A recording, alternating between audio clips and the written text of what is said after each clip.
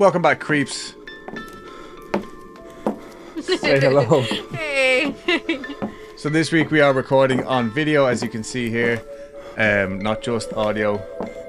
So I'm going to have to remember to look at the camera, and Dulce's going to have to remember to react audibly as well as visually. Yeah. My reaction's usually visual. Yeah, even when there's no camera on, she's just gone. So we've been gone for like almost a month, as I'm sure if you haven't noticed, it's okay, I forgive you, but I'm sure you have been like, hey, where's my weekly creep? Big shout out to Emmett, actually, my cousin, who was a big fan of the show. That's really nice. We heard about that. So we actually went home to surprise my mom for her birthday. So we had to take a week off for that, and it was mental. Yeah, it was. We fit a lot of stuff in 5 days. Yeah, we did put a video on our own YouTube page, and I think you can actually get to the video through the Weekly Creep page as well. It's just Adam and Dulce. Yeah, our own page, just Adam and Dulce, and it's just like family movies and stuff like that. For the grandparents. Pretty much.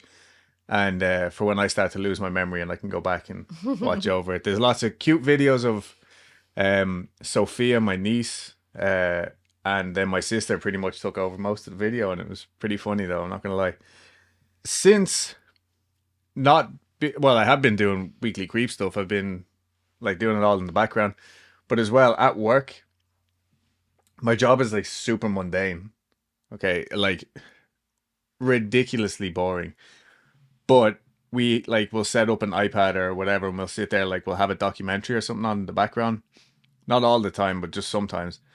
So I watched recently The Hatchet Wielding Hitchhiker. Right, Kai, dude, it was. Oh, yeah. You were telling me.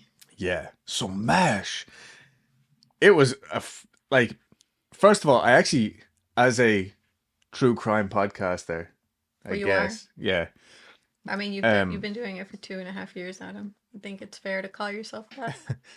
But as somebody who like does stuff in the realm of true crime, I hate true crime documentaries and how trashy they are.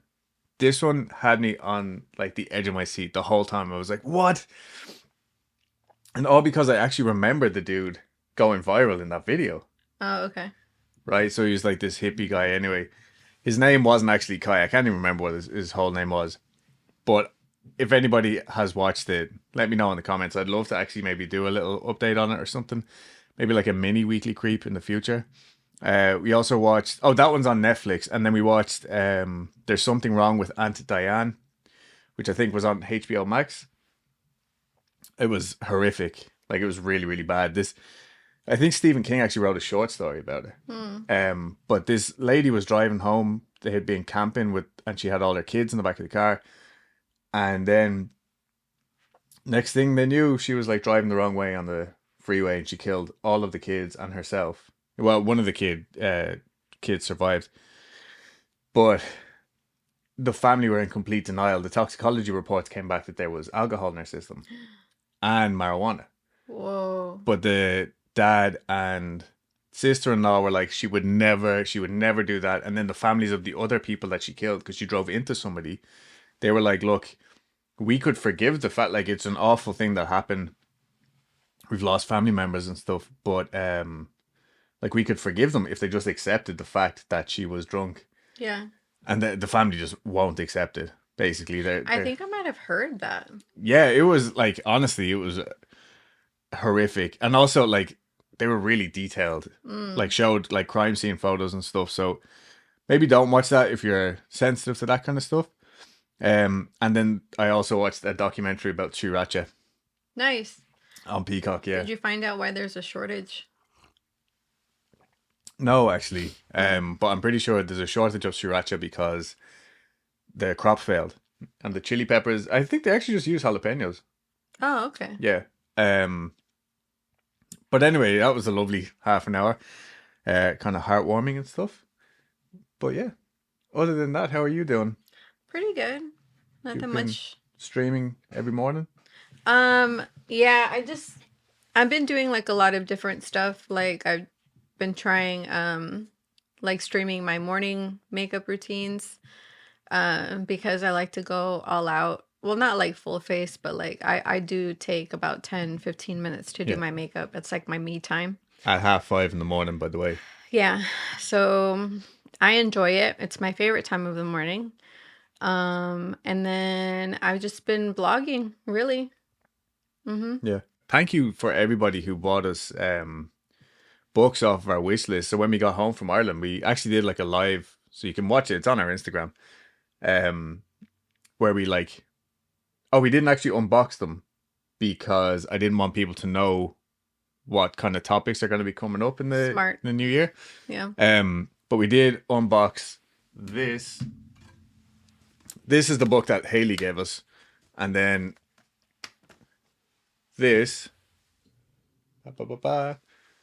was sent to us from our listener Caitlin up in Canada, and Haley is also up in Canada. Thank you to my lovely assistant here. So yeah, we did that. But yeah, anyway, so this week's episode is technically sponsored by Claudia for sending us the book that was on there. So thank you very much, and Claudia. Elias. Claudia and yeah, is it Elias or Elias? I think it's Elias. Okay. Anyway, they're deadly. They also have matching weekly creep shirts. Mom and really cute. Mom and son weekly creep shirts. So yeah, thank you very much, Claudia, and everybody who pitched in and sent us lovely books. As we go through them, I'll give you a shout out to say thank you to such and such for buying X, Y, or Z. But yeah, other than that, how's your magic mind feeling? Pretty good. I'm all out though. Oh shit. That explains a lot, actually. We've been going through it here at the Yeah. You need to re-up your dose. Yeah, I think it probably would have helped had I had it when we came back, because like I was able to sleep like on the plane and like to and from, and I usually can't because of the pressure in the ear. So I started using these earplanes in my ear to like relieve the pressure, and it did help, but like I would still get like this headache, and like my body really goes through it. Yeah, Like you're just a bad flyer. Yeah, like I just walk away from flights feeling like and smelling like garbage. So that probably would have helped me adjust to like real world when we came back. But yeah, so you had been sleeping properly. Like you had really been reaping the benefits of it until we took our week off. And until we took our week off, I couldn't afford to bring it because we were only we're allowed carry on. Yeah, we did it like this was a super budget friendly. Yeah. Right? It was very like when we booked the tickets, it was very let's look at tickets, and we immediately booked them. So it was like on the cuff. So we didn't even like look at the details when it came to like what are we allowed to bring, because I feel like I probably wouldn't have had such a rough to and from had I had that with me. Yeah. So because we couldn't bring carry on, we probably should have ordered it and had it ready, sitting and waiting when we got there. Yeah. But then that would have given away the surprise. Oh yeah, that would have. But yeah, so like sleep was your biggest thing though. Sleep is my biggest thing. Like I cannot stress the importance of sleep in like to me. And the funny thing is like I can like the difference that 1 hour can make for me. Yeah. And also the quality of sleep is huge for me. My thing with Magic Mind is the ingredients. I love reading through that. So it would have been the ashwagandha, probably? Probably. Or the cordyceps mushrooms. That's exactly possibly. what it was. The mushrooms. That was helping Dulce sleep. But you were also taking them like to get to the gym. Like you were using them on your everyday. Oh, right. That's true. I completely forgot about that. And I've noticed that I started supplementing when I would normally drink Magic Mind, I started supplementing it with like something else. And it's just like not the same. It's like sugary energy drinks and stuff. It's not the same, and it's not sugary energy drinks. It's just I like having the small quantity because I easily get full, and the reason why I like drinking it in the afternoon these days is not just to give me like a boost, but I have started going back to the gym consistently now. Yeah. So it's not just to get me through the workday, it's to get me through the workday and to give me motivation to go to the gym. Yeah, that's fair enough. And then you're not feeling like extra full when you get to the gym, full and like That's the most slushy. important thing. I fucking hate going to the gym feeling full. And like you know, like the big energy drinks, you know, like I guess they're not big, but the normal size, Yeah. you know, energy drinks, I can't drink that shit, man. I just wish they would like come out with like smaller sizes and shit. But yeah, like I can't do those. Those are too much. So we've obviously learned our lesson on not having the subscription waiting here for when you get back. Yeah. So okay, so that's why another reason. That's I didn't even think about that, to be fair. But that's another reason why, like, when you get the subscription, you also save a ton of money. So if you go to www.magicmind.co and use our code weeklycreep, it's all capitals here, but I don't think that makes a difference. You'll save 56% on your subscription. So another bonus for getting the subscription is you save over half the money. But yeah, so www.magicmind.co/weeklycreep, and then use our discount code weeklycreep. Thank you, Magic Mind. So, can we talk about my attire now? Is the story going to be about Nicolas Cage? Do you think I could get away with Nicolas Cage? I mean, I feel like that's his style, right? Is it? I think so. I don't know. I'm not gonna lie. I'm really feeling this hat. This is Dulce's hat, by the way. The cool pentagrams there. Flash, flash. Maybe John Wick. John Wick. Is it about John Wick? It is actually. This is the real story of John Wick and how he wicked his way into. I've never seen that movie. I don't know what the fuck you're referencing. This week's episode is obviously Men in Black. That's why I look so slick and so cool. This is the book that Claudia gave us. Let me block out some faces there. Block your face, lady. Yeah, case book. Case book on the Men in Black by Jim Keith. This had actually been on my... You can unblock your face. This had actually been on my wish list before we made the actual Amazon wish list for a long time. So I was really looking forward to getting my hands on that. It's only one of the sources for this series, again, because I have come to the realization that, yes, I really and truly do have ADHD. And I leaned into it this week. Okay. A little bit. I just kind of let it, like, take me where it wanted me to go. So the other sources for this week's episode include bridgeportlibrary.org, the casebook on the Men in Black by Jim Keith, The Real Men in Black by Nick Redfern, an episode of Coast to Coast where Art Bell interviewed Nick Redfern, and also another episode where he interviewed Jim Keith. There was another interview with Nick Redfern on the From the Shadows podcast. I don't actually know those guys. I meant to try and reach out, and I will after this. But it was pretty cool to hear the guy talk. The Mothman Prophecies by John Keel. And I'm sure some other sources that I will add along the way, like for, silly bits here and there. But yeah, once again, thank you for making this possible, Claudia. And I'm going to take off this now because I actually... Is it bothering you? I'm sweating. Oh. Whew. And the glass are giving me a headache, I think. Thank you. I actually like the hat, though. I know. So this subject for me was a little bit difficult to kind of crack into, and I'm not really sure why. I think a lot of the stories are very superficial and seem quite like malleable in the sense that like the narrative is very much controlled by the teller. I think one of the reasons why I've tried to stay clear of these topics for so long is because as much as I love them, camera that's over here and rocking all over the place. Oh, is it me? I'm rocking. You are rocking it. It doesn't do it on its own. Stupid camera. So I think one of the reasons why I've tried to stay clear of these topics for so long too is because as much as I love them and get like genuinely freaked out by them, they're just so easily dismissed. Like, and a lot of them for good reason, because like a lot of the set in stone example cases that are referred to time and time again by different ufologists and those types, like they're not even from a direct source. Like the official accounts are often like, so I got this from a guy that I know who worked in the Pentagon. So it's all hearsay. A lot of it is hearsay. Oh, yeah. okay. They're usually cases that were investigated at one time by some of the bigger names, say John Keel or Grey Barker, like names that are going to keep coming up over and over as we do this. And as we get into like Stranger Things as well in the future. But they're just taken for gospel because they picked up this one time and it's like, okay, like we have to believe him. Like he's our Lord and Savior, basically. And this is very much a case of myself being very cliche and saying, I want to believe. And I really, really do.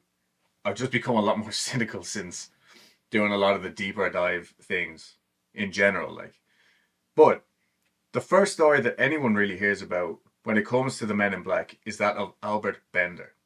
Have you heard this story? So it might, like, you might remember it as I get through it. What we will be getting into that in a little while is not the story that I'm going to be starting with. The story that I'm going to start with is a story that is a perfect example of like a real life game of telephone. Okay. Okay. So the Mothman Prophecies was a book that I had wanted to read for like the longest time. But it was nothing like what I had expected. I thought I was going to pick this up and it was going to be like wall to wall. The Mothman was seen here and then he did this and this is what his favorite food was. It was nothing really like that. It definitely had all the accounts of like Mothman sightings, obviously, and like all of the Point Pleasant goings on from 1967 or thereabouts. But it actually had a lot more to it than just that. Aside from John Keel's notorious insulting descriptions of every single woman that he had ever had any sort of interaction with, he's a legend of the ufology or high strangeness scene. But he was a piece of shit. I'm pretty sure he died single because it would be like, and so I went down to Mary on 5th Street and 24th, and she answered the door, very plain looking, in her modest white dress. I can see how she could have been attractive to someone at some time. And there's like nothing to do. Like, you know what I mean? But I'm pretty sure I've mentioned this story before, but he starts the book with an extremely interesting account titled Beelzebub Visits West Virginia. And that's where we're going to start today. I keep forgetting to look at the camera. I keep looking at you. I know. And this is all like 1950s and 1960s stuff. So, fingers of lightning tore holes in the black skies as an angry cloudburst drenched the surrealistic landscape. It was 3 a.m. on a cold, wet morning in late November, 1967. And the little houses scattered along the dirt road winding through the hills of West Virginia were all dark. Some seemed unoccupied and in the final stages of decay. Others were unpainted, neglected, forlorn. The whole setting was like the opening scene of a grade B horror film from the 1930s. I forgot my accent there. 1930s. Along the road there came a stranger in a land where strangers were rare and suspect. He walked up to the door of a crumbling farmhouse and hammered. After a long moment, a light blinked on somewhere in the house and a young woman appeared, drawing a cheap, mail-order bathrobe. This is direct.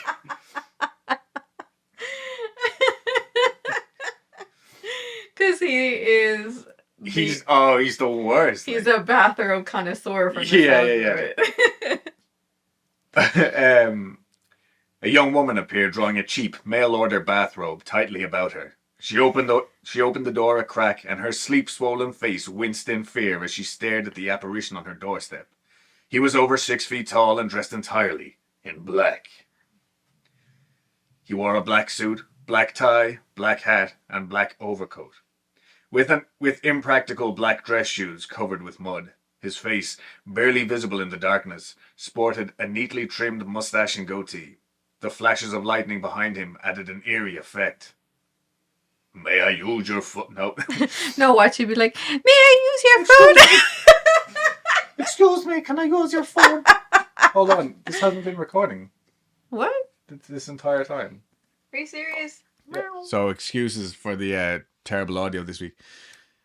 The more we add in, the more shit goes wrong, I feel like. Yeah. May I use your phone?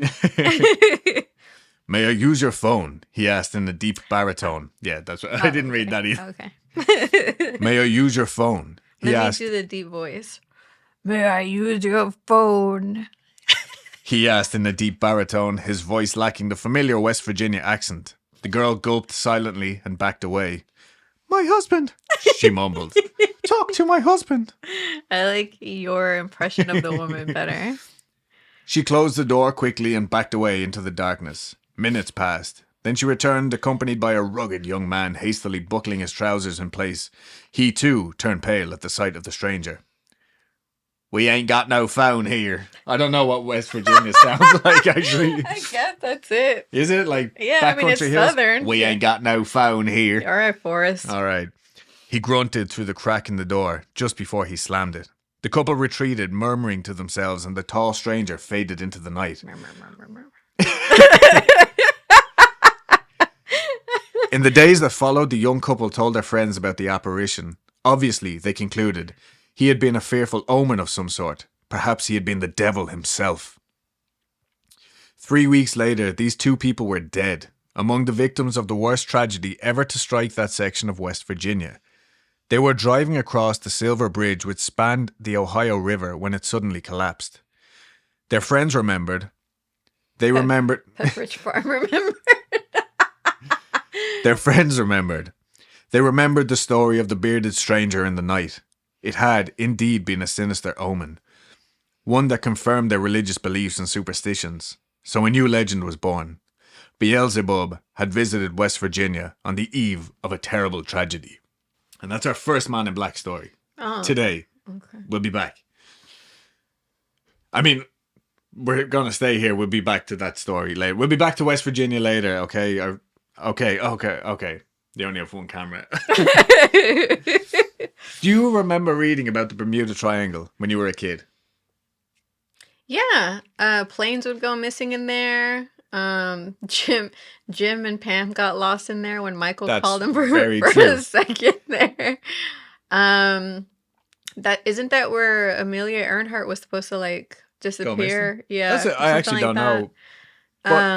Boats disappear there. Like everything, right? Like I was genuinely afraid of the Bermuda Triangle when I was a kid. Really? Yeah, and I saw like a meme of this recently, and I like it hit me really fucking hard. I was like, that is directed at me. What?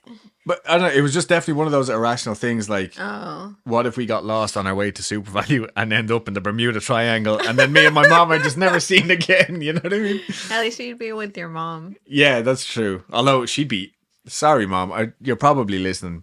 You'd be useless in a situation like that. She'd be sniveling in the corner and I'd be like, where the fuck are we? But I was also convinced that the world was going to end on December 31st, 1999. Nothing to do with Y2K. I just remember being very small in like 1996 and wondering why like no one else was freaking the fuck out about it all dying in 3.5 years. I literally didn't even know about Y2K. I remember asking my mom, I was sleeping in her bed and she was like in getting ready or something like that.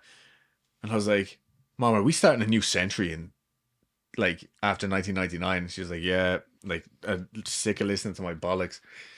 And I was like, oh, okay. I just thought that meant that we were all like dead. And then like everybody just accepted it. Yeah, because I guess I figured like that's what happened to the Romans or something. Yeah. You know? Anyway. Okay. So I read about the Bermuda Triangle in a book that I got from my uncle. I might have just annoyed him about it so much that he just gave it to me. But anyway, it was called The Mysteries of the Unexplained. And it basically ruined my life. This is a cover of it. Okay. Here. I'm going to put it in the video. Who did John gave this to you?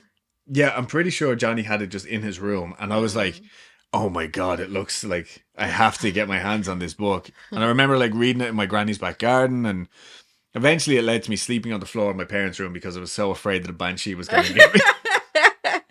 That's funny. Yeah. So this episode has a lot to do with my childhood apparently. But anyway, one of the stories that I think was in this book was about the mysterious disappearance of Flight 19. And this information that I got is from history.com. I didn't do like a deep dive on this. I might come back to it in the future, but at 2:10 on December 5th, 1945, 5 planes took off from a Fort Lauderdale Naval Air Station on a routine training exercise.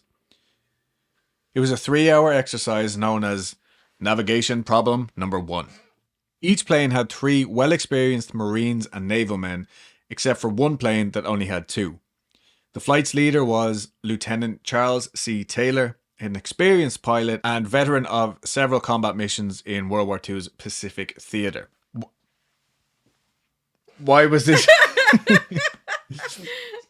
Why was this group of planes called Flight 19? I don't know. Because 18 other groups of planes performing the exact same exercise had gone out that day successfully and returned. Of course. So the flight path was triangular, meaning that the planes would fly east to one location, then turn left, head north, and once they reached the last checkpoint, they would take another left and head southwest back to base. After the first checkpoint, however, something went wrong. I've been watching a lot of documentaries, remember, so that's all I can see in my head is everything went wrong. Something went wrong. Lieutenant Taylor was heard on the radio claiming that both of his compasses had malfunctioned, and he was convinced that they had gone the wrong way. Things only got worse from here as the weather conditions took a turn, bringing rain, wind, and heavy cloud cover. Taylor sounded panicky over the radio, but he was convinced that they were somewhere over the Florida Keys, and he insisted that they head northeast to get back to Fort Lauderdale. The other pilots were heard arguing with him over the radio, insisting that they go west. It was a simple rule that all pilots were told, apparently, if you got lost over the Atlantic, head west towards the setting sun, and you'll get back overland eventually. So the sun is usually the easiest thing to guide you back home, and America is west if you're in the Atlantic. Okay. Eventually it appeared that they did turn west, but sometime around 6 p.m. they changed course again because Taylor, who was actually only 27, even though he was a well-experienced veteran, he was only 27. He became convinced that they were actually in the Gulf of Mexico and were heading all the way towards Mexico, like mainland, or back to Galveston or somewhere like Texas, very south. As the lads flew further away from land, their radio transmissions became weaker and weaker, and eventually Lieutenant Taylor was heard saying, "All planes close up tight, we'll have to ditch unless landfall. When the first plane drops below 10 gallons, we'll all go down together." Very serious stuff, like. So, it seems like a tragic, extremely tragic, but very straightforward story. They got lost, and that was it. And they ran out of fuel, and that was it. Yeah. But then you find out that the rescue plane that was sent out to look for them also disappeared without a trace. Some say only 10 minutes after it took off. Then you find out that more of the radio conversation had been documented, and it told of one of the pilots saying, "We can't find west. Everything is wrong. We can't be sure of any direction. Everything looks strange. Even the ocean." The fuck? It was claimed that Lieutenant Taylor had been heard saying, "We are entering white water. Nothing seems right. We don't know where we are. The water is green. No, white." And supposedly the final radio transmission was, "It looks like we are entering white water. We're completely lost."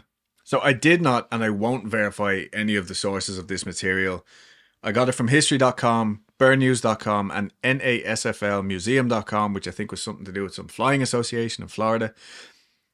Like I said, I might do a deep dive in the future about like the whole Bermuda Triangle, all the different stories. But the fact is that back in the day, there were all sorts of these like adventure magazines, men's magazines, and of course, men's adventure magazines. And the people writing these articles for these journals weren't out there checking every single fact. Okay, this was like extreme tabloid stuff. What was the expression for it? Like grey journalism or something? Gotcha journalism. Something like that, yeah. And it was just, they wouldn't let a fact get in the way of a good story, basically. But this tragic event did spur on the start of the, quote, deadly Bermuda Triangle, which is how it was officially coined as a phrase by one of these magazines.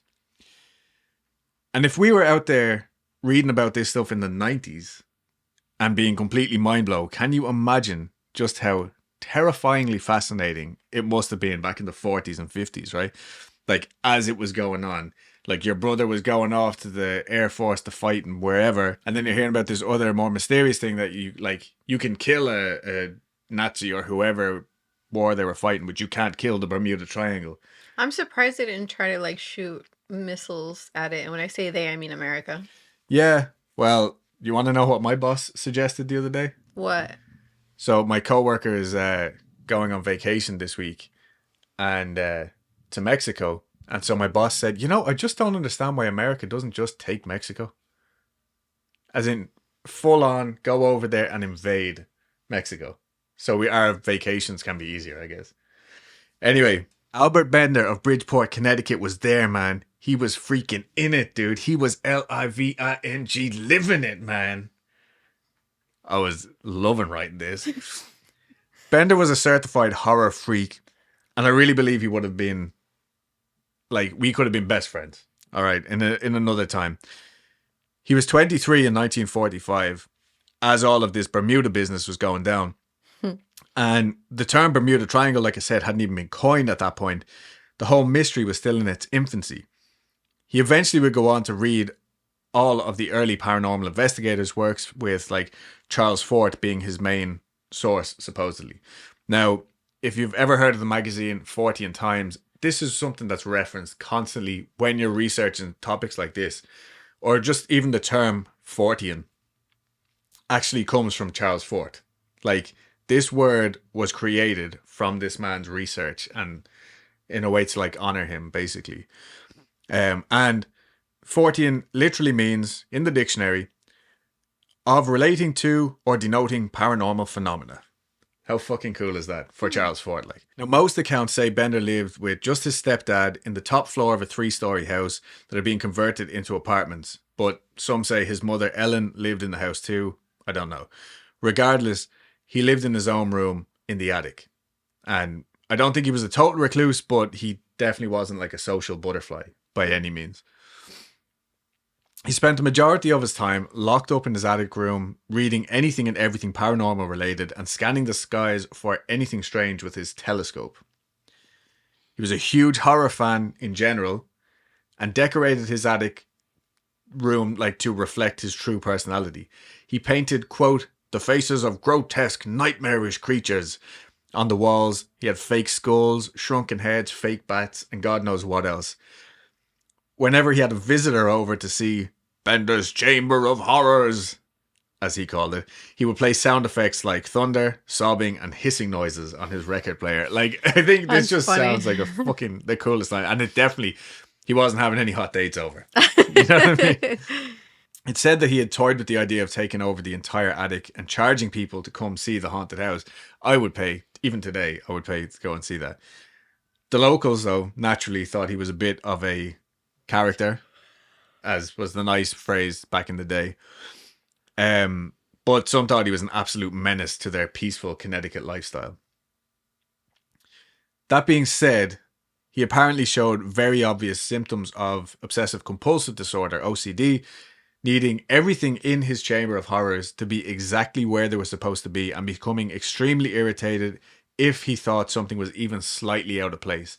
And apparently he could just walk in and fucking know, you know? According to Nick Redfern, he was also quite the hypochondriac. From a young age, he was convinced that he would develop some sort of terminal cancer, which, I mean, that's kind of fair, like, to assume. But back in the 40s, I guess that was less the case. Yeah. I would assume less hormones and all that kind of crap. But it seemed like it wasn't just a rational fear. Like, obviously, we're all afraid of that happening to us. But this was like, he was convinced it was happening right there and then kind of thing. Yeah. Most strange of all, though, I think, anyway, he worked as chief timekeeper at Acme Shear Company, the world's largest manufacturer of scissors. Yeah, so strange. And in his attic, he kept 20 clocks. Right? Can you imagine? Can you imagine just the noise of 20 mechanical clocks going on in one room? That's like why. I don't know, but like, I sleep with noise cancelling headphones now. Honestly, like, that doesn't seem like such a bad 20. thing. Okay, but what if I told you that these clocks also chimed every 15 minutes? Okay, well then, yeah. You know what I mean? Yeah. Like their songs. Yeah. That would every be 15 minutes, every half an hour. But that's how he liked it, though. That's how he liked it, yeah. Okay. He like collected these things. Now, I think, in my professional opinion, as a qualified electrician, that this shows a hoarding problem, as well as symptoms of, or which is a symptom of OCD. Oh, yeah, fair. Yeah.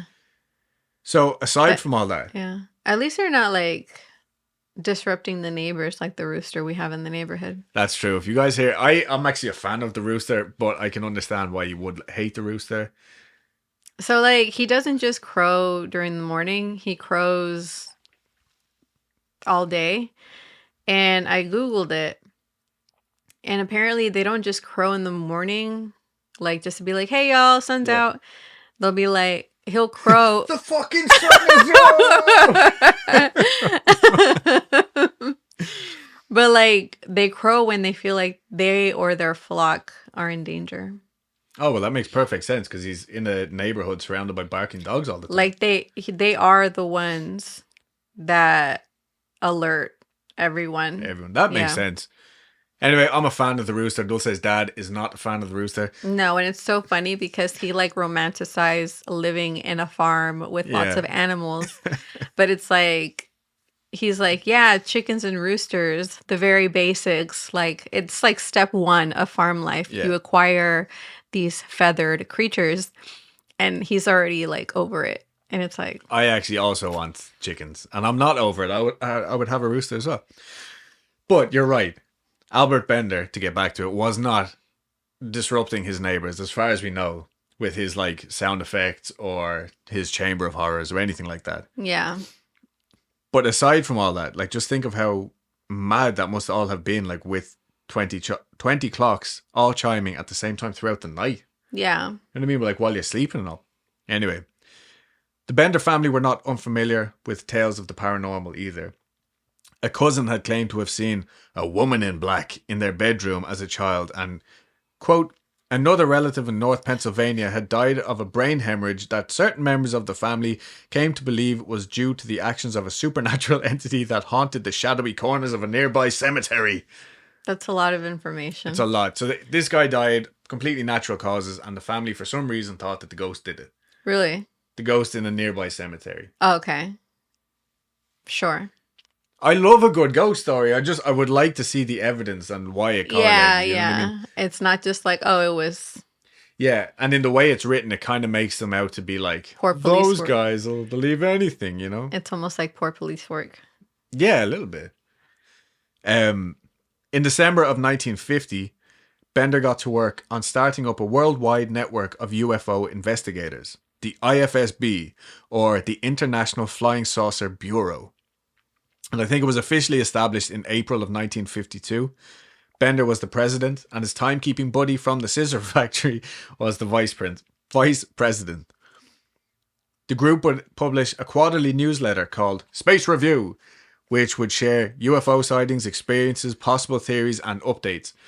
People all over the world were writing to the IFSB headquarters with their experiences and opinions, and within just 4 months, the IFSB had around 600 members. Now that's like really impressive, I think. And with representatives in Britain and Australia. Now by today's standards, these numbers are pretty small.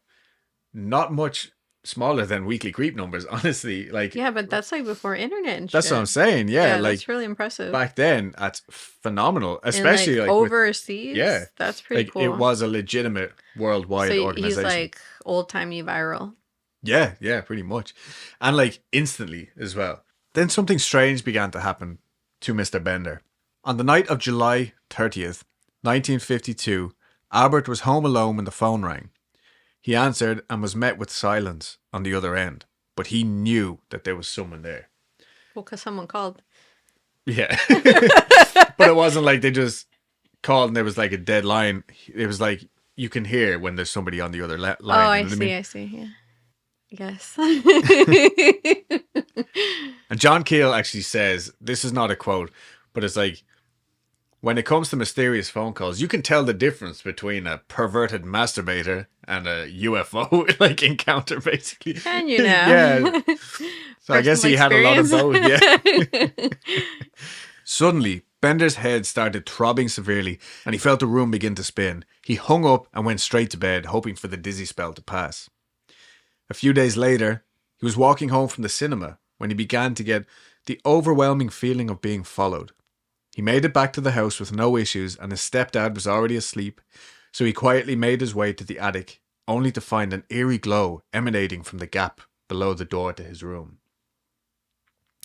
He threw open the door and was hit with the thick smell of burning sulfur. Then he saw where the light was coming from. A bright, shimmering object hovering in the middle of the room. His eyes suddenly felt extremely irritated and he instinctively turned on the light. As soon as the lights came on, the mysterious thing in the room disappeared into thin air. It disappeared to be where it had been. What a dickhead. I leave these notes to myself, like, as I'm writing, and I'm like, it completely throws me off. Like, it disappeared to be where it had been. There was also evidence that someone or something had gone through his flying saucer material, which he was receiving by the sackload at this point. Sack. Yes. Bender tried to forget about the whole experience and just get on with his day-to-day business, which Nick Redfern was quick enough to poke fun at by pointing out that this included, quote, methodically affixing large plastic spiders to the ceiling of the attic, which... burn! With which to terrify visiting friends. An entirely normal action for a 30-something-year-old. I mean... Roasted. Yeah. He also went to the pictures a lot. Dulce makes fun of me for saying pictures. But a lot of people in Ireland call the cinema the pictures. And so now I'm just refusing to give up on saying the pictures. That's what my grandparents say. And I like it. So it was here at his local picture house. On a dark November night in 1952. When Bender had his next strange encounter. Okay. Sitting there enjoying some sci-fi movies such as Captive Women, Women of the Caves 1,000 years from now, or Untamed Women, Savage Beauties who feared no animal, and not a yet cheap, fell before the touch of men. And not a cheap bathrobe in sight. Not a cheap bathrobe in sight. These are real, by the way. This was one of my fucking spin-offs when I was researching this the other night. You looked into them? Yeah, they are real movies. Captive Women, shit. Women of the Caves 1,000 years from now, or Untamed Women, Savage Beauties who feared no animal yet fell before the touch of men. What the fuck? These were released in November of 1952, so he could very well have been watching either of these, or also released in November of 1952 were Bela Lugosi meets a Brooklyn gorilla, Zombies of the Stratosphere, Red Planet Mars, Radar Men from the Moon, or Jungle Jim and the Forbidden Land, starring Johnny Weissmuller. Were these movies like featured in mainstream movie theaters? These were specifically sci-fi movies that were released. So that's what I looked into. And yeah, they would have been because there was no other way to see a movie at that time. No, so I wasn't sure if there was like, because you know how like nowadays we just have like, because like there's movies that are playing in that they wouldn't play in like mainstream cinemas. So are these cinemas like, could they have had like specifically only sci-fi cinemas where like the art museum, they only have artsy Maybe, movies. but I think back in the day you would just pay like whatever 8 cents on a loaf of bread to go and see like 2 movies on a Saturday, and it would have been like back-to-back features. So they were just pumping out crap, you know what I mean? Okay, interesting. But Jungle Jim and the Forbidden Land. Initially, I thought, like, why the fuck would you make a movie about a playground in some strange place? But Jungle Jim is actually the character. Kind of a play on words there. Totally threw me. Like Tarzan. Yeah, but I was like, Jungle Jim? Like, what the fuck? Funnily enough, though, one of the actresses in Jungle Jim and the Forbidden Land was actually born in Dublin in 1921. Oh. Yeah, Angela Green. Do you know her? I went to school with her father. Angela Green supposedly had a brief relationship with one John F. Kennedy. No shit. Yeah. I indulged in my little offshoots, like I said, but that I thought that was really fucking interesting. I was like, no way. I've heard of him. Yeah. She died at 56, very young. Yeah. Anyway, Bender's there chillaxing, relaxing to the maxing when he's once again overcome by this intense feeling of dread and trepidation. He's being watched. Out of the corner of his eye, he starts to see a human-like form materialize in a nearby seat. A well-dressed man in a dark suit had just appeared out of nowhere. Something about him just wasn't right, though. Do you know what it was? No. his eyes were lit up like fucking flashlights, as if he had light bulbs Oh in his eyes. wow. That's Bender's terrifying. there like, something's not right about this guy. I can't quite put my Yeah. finger on this one. Again, Bender gets that insane headache accompanied with the dizziness and nausea just like before, and he was forced to close his eyes. It actually sounds like a migraine to me. But he was forced to close his eyes and try and regain some composure, and when he opened them again, he was happy to see that the creature was gone. Bender tried to just keep watching the film, but soon the feeling of being watched was back. He slowly turned around now, and the glowing-eyed thing was sitting behind him, staring right at him. This time Bender bolted. He left the movie. He's like, I'll catch up with Jungle Jim next week. He left. And these episodes continued on and off for the next 8 months or so. The dizzy spells, seeing brief manifestations of dark-suited entities at night and during the day as well. And closer to what we're used to reading in like stereotypical haunted house stories, he would smell sulfur. These odors would permeate his house and be like pinpointed to like specific locations, like it's coming from this drawer, you know? And these would sometimes last for days. Sometimes it would just be like as if something walked past him, smelled like sulfur, farts, basically. And he also had random bursts of poltergeist-like activity in his house. Or in his attic, I think, specifically in his attic. So, it's farts. It's... I'm just laughing because I always think I just like how you pronounce that word. Farts. Do they sound like a Boston sailor, is that way? Maybe. But that's why it makes me laugh whenever I fart and you're like, oh, kitten smells like farts. It does. All of this completely random high strangeness seemed to culminate in a horrifying encounter one July night in 1953 when 3 men showed up at Bender's home. Quote, all of them were dressed in black. They looked like clergymen, but wore hats similar to the Homburg style, which is similar to that hat over there. I am spitting. The faces were not clearly discernible.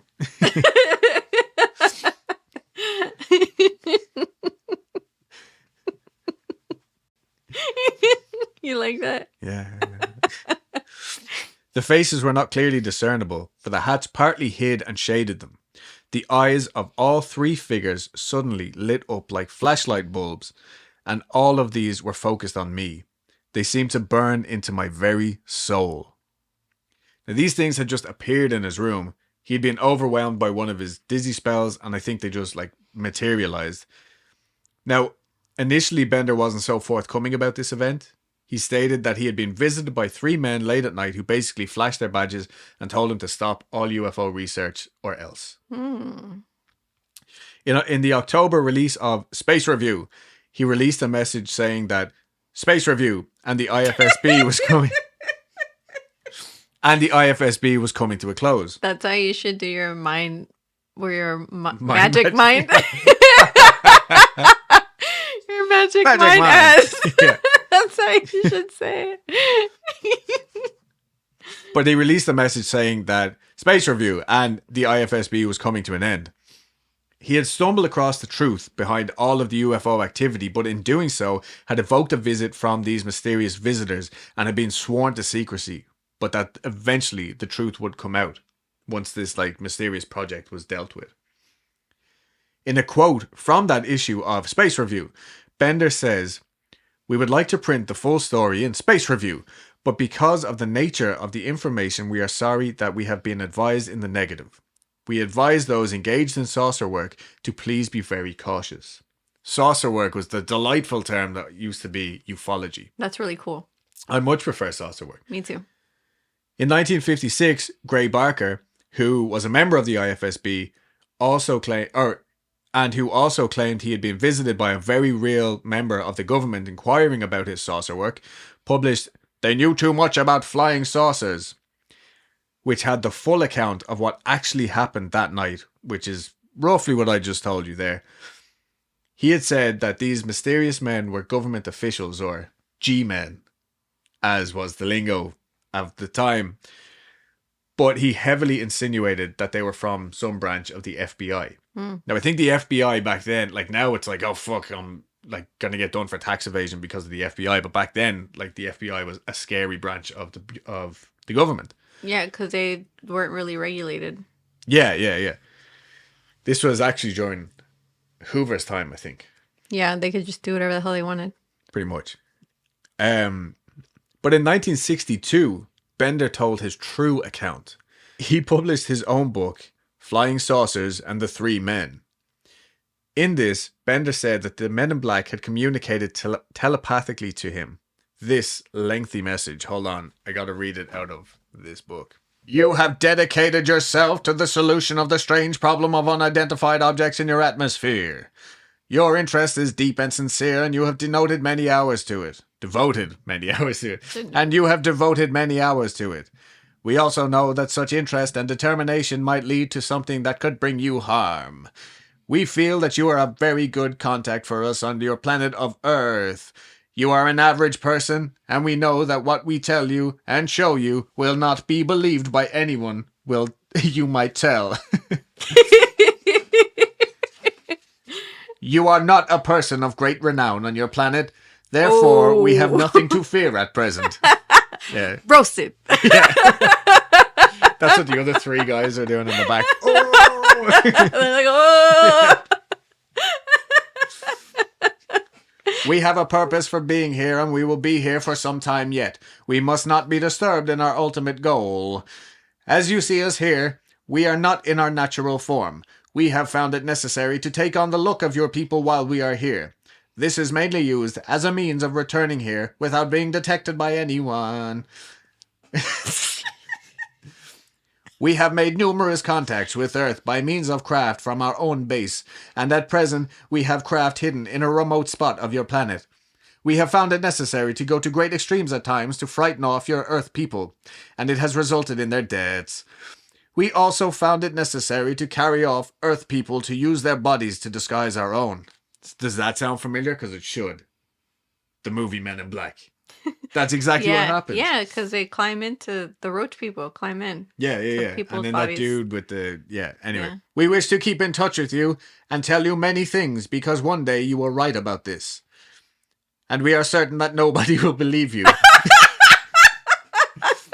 But you will be in touch. But you will be much wiser than anyone else on your planet. You will know what is out there in space, and you will know what the future holds for your mankind. You will see all three of us again, but we shall not reveal our names, as they would mean nothing to you. Refer to us as numbers 1, 2, and 3. We will answer according to number. We will leave you with one small piece of silver, similar to your coins. It is to be kept in a secret place of your own. We wish to have you come with us at a time to be announced to you soon. Watch that piece of silver just be like a gum wrapper. But Bender very seriously published that, saying that was the message that had been telepathically given to him, inserted in him. But why did he decide that it was okay to start talking about his experiences, though? Because the aliens had returned to their home planet of Kashyyyk in 1960. How did he know that? Okay. So, he had actually been kidnapped by these three men and brought to the South Pole where the truth had been revealed to him. Okay. Now, this might sound like a bit of a stretch, but there's multiple theories. A bit. Yeah. But there is multiple theories here. The first one, obviously, is that the whole thing is made up. Another theory is that Gray Barker made the whole thing up. Barker was actually known to write fictitious accounts based on real high strangeness events. Like John Keel wrote the Mothman Prophecies. Gray Barker wrote, I think just called like The Silver Bridge, which was like based in truth, but not exactly like the entire truth. And that might have been slander from John Keel because the two of them were kind of rivals at the time. But I don't know. Anyway, another theory, which I don't think is very likely, but I think is pretty funny, is that Gray Barker actually was the Men in Black that showed up. He just dressed up and got some buddies to go and scare the shit out of Bender. But that's funny. I know. But other than releasing his book almost a decade after the event and attempting to publish a sequel, which apparently was a very detailed account of life on Kashyyyk, where everyone was naked all the time. Bender actually did cease all publication of Space Review, which had gotten very successful very quickly. And he also like stopped all UFO research forever. Oh. He was completely scared away from all of this stuff. So while it's easy enough to just dismiss the whole thing as like a big spoof, it does feel like there must have been some kernel of truth in there somewhere. Enough to scare him. Enough to scare him. Yeah. Like, because he was like very passionate about this stuff. And obsessed. Yeah. You know? To add to that little nugget of hope was a series of letters sent to Gray Barker from an anonymous government informer known only as Colonel B. In one of his letters, he essentially said that the IFSB had stumbled across some pretty good stuff, and some of the articles published in Space Review had caught the attention of the right or wrong people in one of these secret government groups at the time. They're usually called like just black ink projects or something, right? I Like know. stuff that like the government has to say we've devoted X amount of money to this, and this, but they don't actually have to say what this is. Oh. And these things are and were definitely happening at the time. The colonel went on to say that he knew for a fact that agents had been sent out to Bender on multiple occasions to question him, and I'm pretty sure these guys would not have been the most friendly. Jim Keith, author of the casebook on the Men in Black, that book that I just read, did say that the IFSB were actually quite sophisticated in that through their many detailed accounts that they had received, they could actually track the flight path of certain UFOs down to, and that's why like when you hear people like actual MUFON people taking their statements of like UFO witnesses and stuff, it's excruciatingly boring. It's like, you know, okay, I saw this in the sky for 30 seconds. It had a trajectory coming from like northeast to southwest. It was shaped like a Dorito. It was shaped like, literally, yeah, it was shaped like a Dorito from Skinwalker, right? Yeah. And like they give exact times, locations, all of that. But if they get enough accounts of these people, it ends up with this. Like, okay, now we can track it going across an entire state or country even, you know what I mean? And then they can get speed, blah, blah, blah. So it's not totally unrealistic that wouldn't upset someone on a secret mission, you know what I mean? If they had, like, if they're spying on the fucking population of Omaha for whatever reason, like doing a private research study on how many cattle the farmers have, and these farmers are out there and seeing it, and then all of a sudden Bender's like, that's funny, it visited X amount of locations, the government's going to step in and be like, all right, calm down there, pal. That's grade A government beef. But Colonel B went on to say that the account that Bender published was not as a result of these visits. But Colonel B went on to say that the account that Bender published was not as a direct result of these visits. But he did leave it kind of open-ended, saying that maybe Bender was so scared that he just came up with this story as a way out of the UFO world. Or maybe that the story Bender published was a completely different encounter with these weird beings. Basically, Colonel B was just saying, I don't fucking know. Yeah. I'm just saying. J. Edgar Hoover himself actually ended up looking into the case at one point, but ultimately denied FBI involvement. Now, that's not to say that there couldn't have been another one of these mysterious government branches. And I actually did a quick Google search just to check when Project MKUltra was carried out, because I just wasn't sure of the exact years. It turns out it was officially active from 1953 to 1973. So who's to say that the dudes who were sent out to intimidate Bender didn't make good use of the government grade LSD as a tool to really freak out this saucer nerd? Now that's just my theory. Like that bad guy from Batman though? Yeah. The Scarecrow? Is that? Yeah. Like, and again, that's just me giving my 2 cents. But I honestly believe something happened to Bender in his Chamber of Horrors.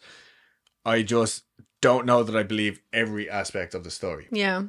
You know that hallucinogenic thing is very compelling. Yeah, and like that theory. Again, that's just me. I'm just this weird saucer freak. I'm just this weird fucking saucer boy, yeah. But Gray Barker actually refused to publish the second book, by the way, because it was so bad. He was just like, dude, I can't fucking do anything with this. Like, that was the naked people on Kashyyyk. Oh, okay. And then finally, before I move on, there was also a lot of ritual magic going on with the IFSB. I want to say very like Crowleyan style or Crowleyan style. I'm absolutely no expert on this kind of stuff, but a lot of manifesting and trying to astral project and attempts to emit telepathic messages to passing ETs. Like, and they would arrange this so like all of the members of the IFSB were supposed to like sit down and meditate and try and project these messages into the atmosphere at a certain time on a certain date, so they would all work in it together. It was ritual magic. Like, now I am a bit of a nerd. Stop reading my notes, you're throwing me off. Now I am a bit of a nerd for this kind of stuff. The Newkirks, I think, do a lot of this type of work, but I also believe it can lead to a lot of paranoia and drawing conclusions. And again, I love this kind of stuff. I love the idea of manifesting, but if you're like start to get this idea like, okay, a blue car is gonna mean something today, and then all of a sudden you walk out your front door and there's 800 blue cars, you're like, oh shit, I live in a dealership. No, but you know what I mean, like it can end up putting certain ideas in your head, good and bad. It's not always good. That's funny. It does add some interesting links though to the more ghostly paranormal activity that took place. The sulfuric smell, the hearing footsteps, etc. Like, did he summon something, or maybe even create a thought form tulpa being of some sort? Yeah.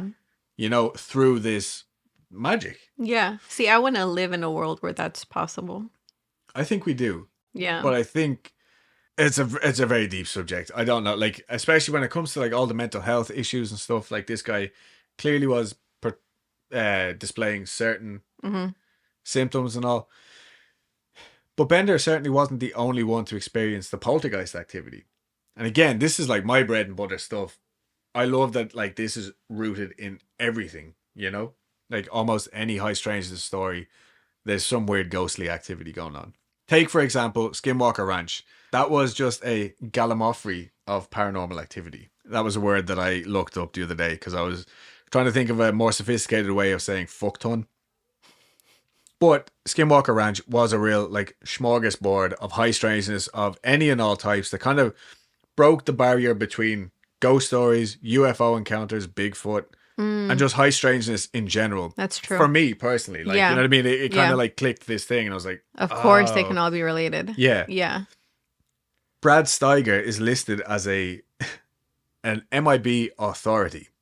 He was an author and I guess occultist, for want of a better term. I don't really know what the perfect term is for this, but he was on the UFO scene since the 50s and was well in with all these other famous ufologists and investigators of the time. He received a phone call one night from a fellow investigator, and in the background, Steiger could hear all sorts of banging, crashing, and screaming going on.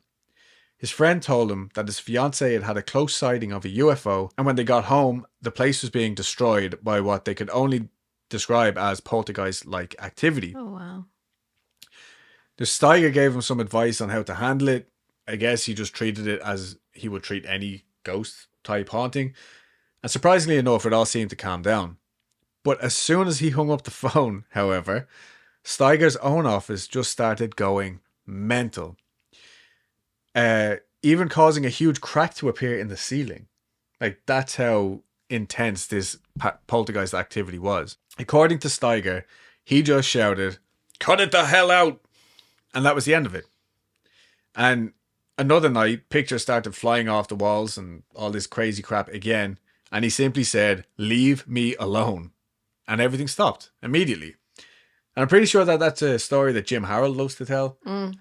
That's how the only time I experienced like weird stuff in my own house, I wasn't as blunt as this, but that's how it stopped for me.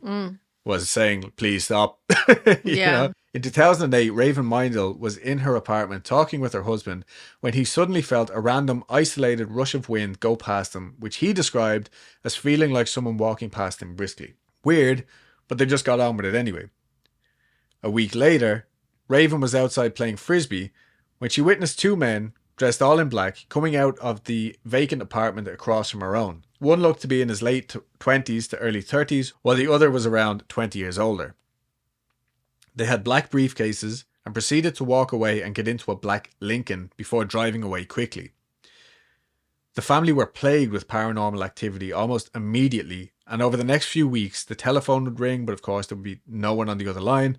Her husband, Adam, heard voices whispering throughout the apartment on multiple occasions, and they found strange handprints on the bathroom mirror, and their daughter ended up with bruises on her arm that they said looked exactly like this huge handprint that had been on the bathroom mirror.